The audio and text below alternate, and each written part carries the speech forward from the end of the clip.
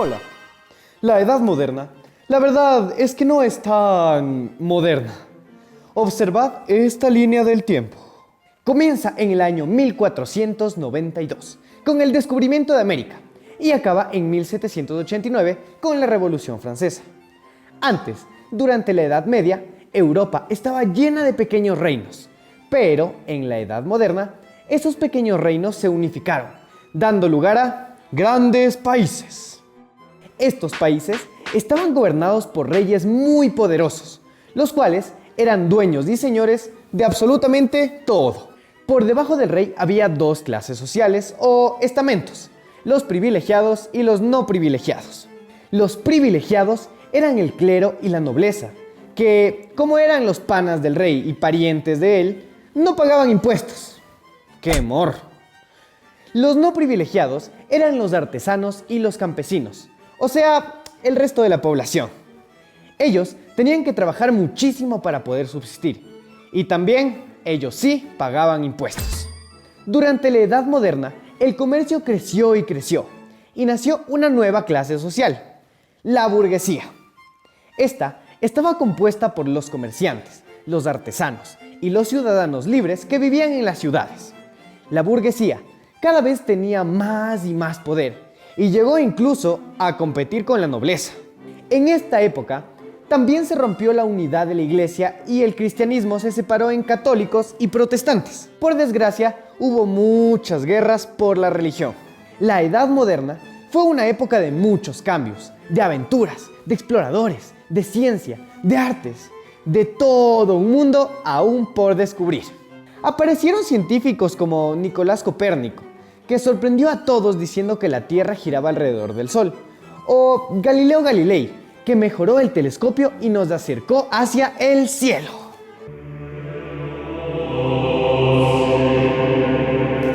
El siglo XV es el siglo de los mayores cambios en la cultura occidental. Los descubrimientos geográficos de los portugueses en África y Asia y los de Colón en América ampliaron los horizontes para los europeos, hasta límites que jamás podrían sospechar.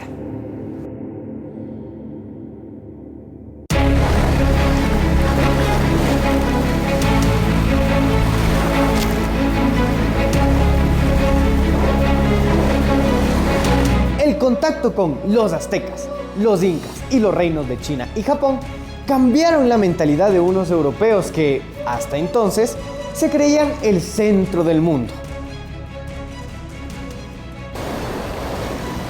¡Caramba! Me he dado cuenta que los europeos no somos el centro del mundo.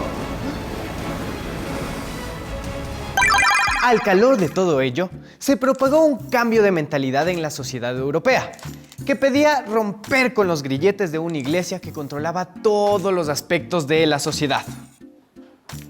A ello es a lo que llamamos humanismo. Este colocó al hombre y no a Dios en el centro del universo. Los descubrimientos geográficos ayudaron además a una nueva ciencia que también comenzó a desligarse de la iglesia, con científicos que empezaron a propugnar que tal vez el universo o el mundo no era como nos habían contado. Creo que probablemente el mundo no es tal como pensábamos que era.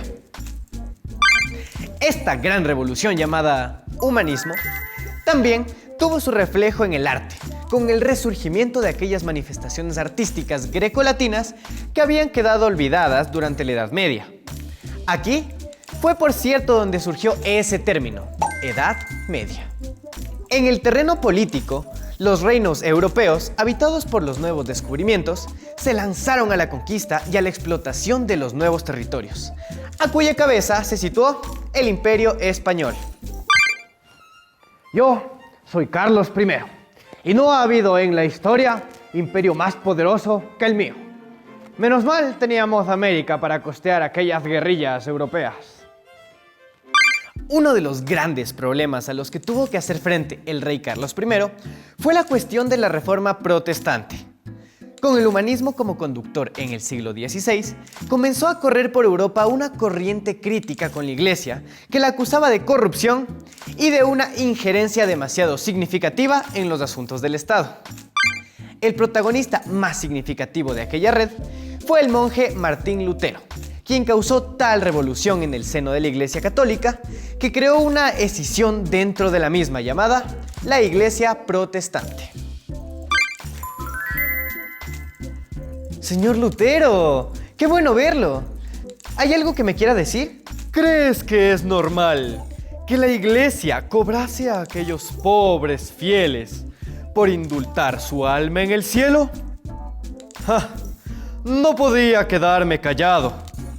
Por eso me llamaban protestante, porque me pasaba todo el día protestando.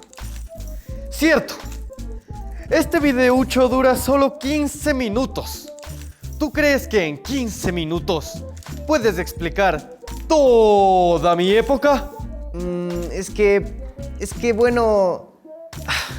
Ay, Martín, tú pasas todo el día protestando. O sea, protesta y protesta y protesta. Ya, párale, bájale. Bueno, ahora sí, continuemos. En Suiza y en Inglaterra triunfaron otras reformas protestantes que pusieron en jaque el poder religioso de la Iglesia en Europa, lo que le empujó a lanzar una contrarreforma con el objetivo de volver a ganar a aquellos millones de fieles perdidos y cuestionar muchas de las prácticas como las indulgencias que arrastraban desde la Edad Media.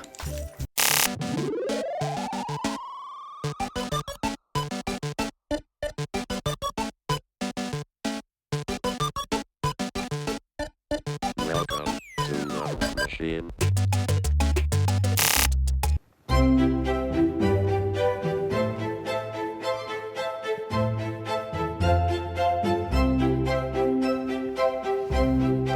Los historiadores decimos que después de 1453 se inició la Edad Moderna.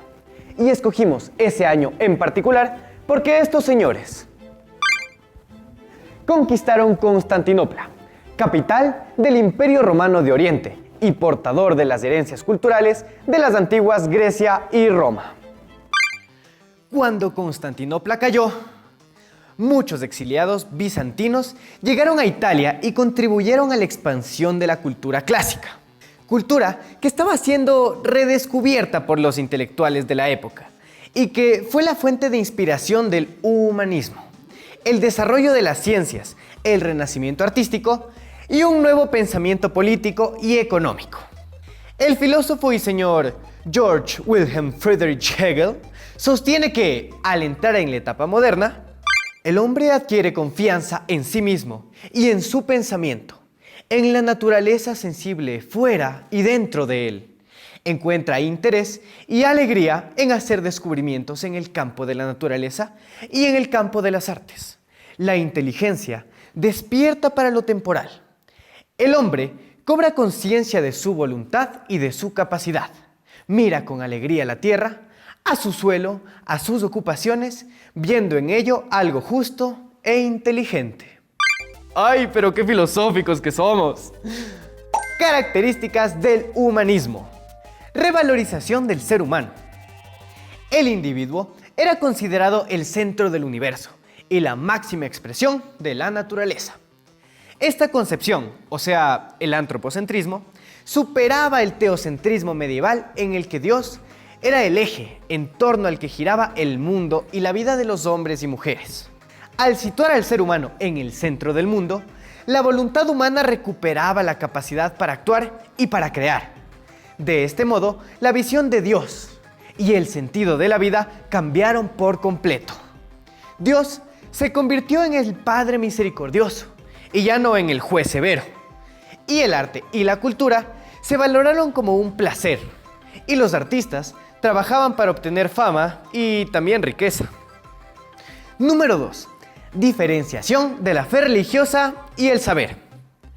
A partir del humanismo, el conocimiento se basó en un método científico, o sea, estudio, investigación y análisis crítico, y ya no en creencias dogmáticas. Las reflexiones de los pensadores humanistas abarcaban una amplia variedad de cuestiones.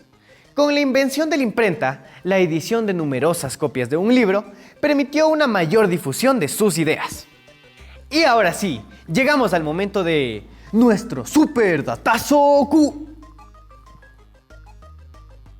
Se me ha hecho saber que es la hora del día en la que la tertulia pasará a tener en cuenta la siguiente...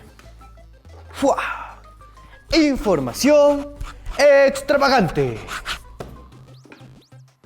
¿Sabías que pensadores como Nicolás Copérnico y Galileo Galilei fueron doblegados por la Iglesia Católica a través del Tribunal de la Inquisición por defender la teoría heliocentrista del sistema solar, que asegura que la Tierra y los planetas giran alrededor del Sol?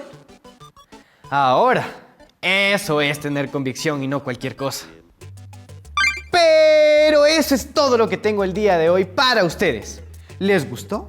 ¿Aprendieron cosas nuevas? Compartan esta información con sus amigos. Herédenla con sus hermanos y hermanas. Después de todo, hoy más que nunca, podemos compartir toda esta diversidad de información. Yo soy Emi y nos vemos en el siguiente video. ¡Fa!